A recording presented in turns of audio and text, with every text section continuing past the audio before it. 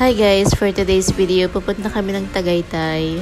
At ang galingan ng hipag ko kasi first long drive na yan, inakarating na agad kami ng Tagaytay. Actually, ilang days pa lang naman yan nagpa-practice pero tiwala naman kami sa kanya. At dito nga kami napadpad sa dahon at mesa after 2 hours na biyahe namin from Taguig to Tagaytay. Ito kasi yung Malabali inspired nila na resto dito sa Tagaytay. Tapos yung mga food, yung mga Filipino foods pa. Tapos kung naghahanap kayo ng perfect na overlooking view ng Taal, dito na kayo guys. Sayang nga lang at magsi-6 na nga kami nang nakarating dyan, pero kung mas maaga sana, mas maganda yung view. O diba, ang ganda ng view habang kumakain ka.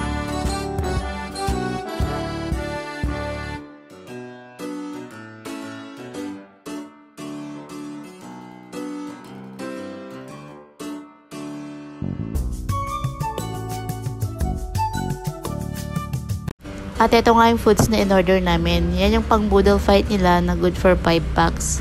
Pero hindi rin namin naubos at nag-take out pa kami. Tapos yung bestseller nila na bulalo. Medyo pricey siya pero masarap naman. Maganda naman kasi yung ambience dito kaya worth it naman.